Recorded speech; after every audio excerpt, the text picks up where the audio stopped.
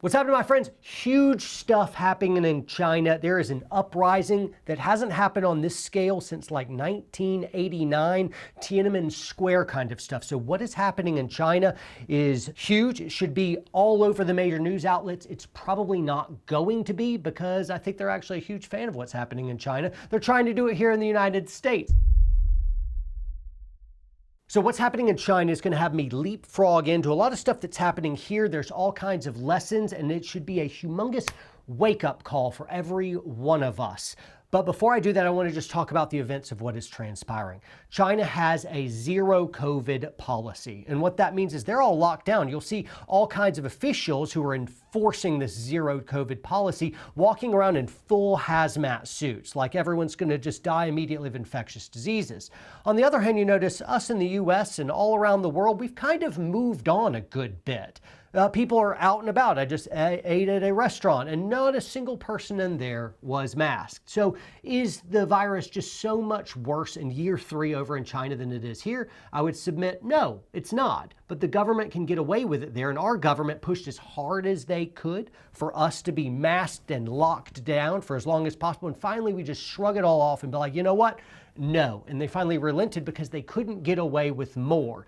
China, on the other hand, can. Its citizenry is not free like we are free. We're losing our freedoms, but they have lost their freedoms. And I want to talk about that. So in China's zero COVID policy, they've gone so far as to barricade people in apartment complexes. That means literally welding the door shut. And after doing this, the building caught fire, as it would happen, and 10 people unable to get out were burned alive. This is terrible, terrible stuff. And the people, this was kind of like quite literally a match that lit a powder keg, and people are absolutely ticked. It's not just this event, it's all the decades long of oppression that's happening, and people are demanding freedom. Right now, citizens in China are holding up blank sheets of paper.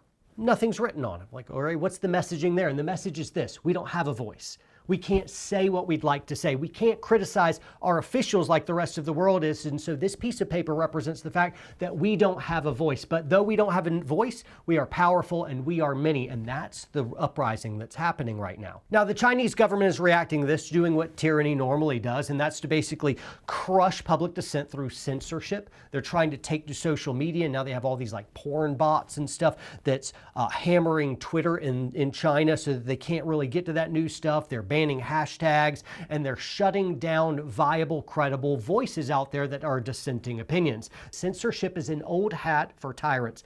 Tyrants always, always, always do this, and that's censor free speech. If you control people's speech, you can control people. Additionally, tyrants don't want people to be able to meet together because if you can't censor them digitally, let's make sure they can't get together, discuss their grievances, organize, and rise up in rebellion. And so a zero lockdown policy for COVID now allows the government to be able to keep everyone separate and quarantined so that nobody can meet together, nobody can exchange ideas, nobody can organize, and therefore nobody can challenge the government. It's also helpful that China banned guns for the citizenry ages ago, and so even if they could organize and get information and exchange ideas, they still wouldn't be able to get very far because only the government has the guns. This should be a nice lesson for all of you that tyranny in the United States wants to do the same thing. They want to censor dissenting opinions. They want to take away all the guns, and they'd like to keep us from being able to meet together. Anybody that understands anything about control and power, those in control and power want one simple thing, and that's more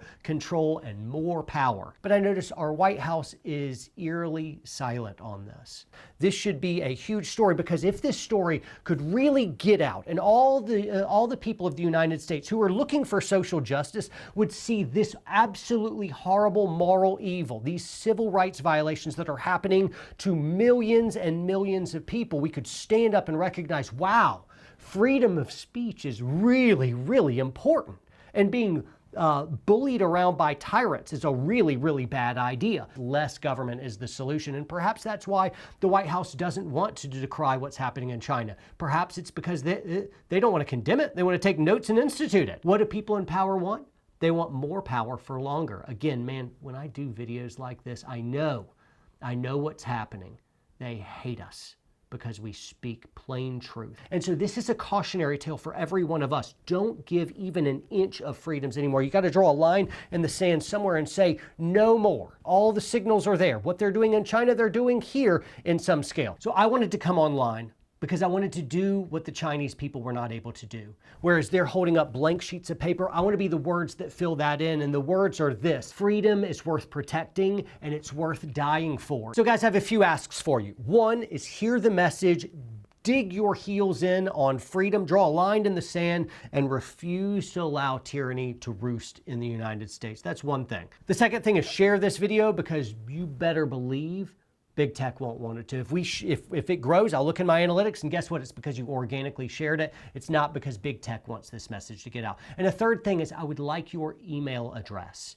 What I see is a quarantining and a slow suffocation of what all big tech is doing to us across social media platforms, which is in not allowing us to be able to reach out to you. And so if I have your email address, that means even if we went somewhere else someday, we can send you newsletters, we can send you updates, we can give you video content, because most of you are not receiving notifications that's going on. If you want to circumvent that as well, you can go to our website and there's a videos tab, and all the videos that we make pop up there with the exception of what happens on our streaming service, WPSN. So anyway, guys, do those three things: dig in heels and say no to tyranny, share video far and wide, and give us your email address via our website. Link is down below. Really appreciate you guys. Train hard, train smart, and stay free.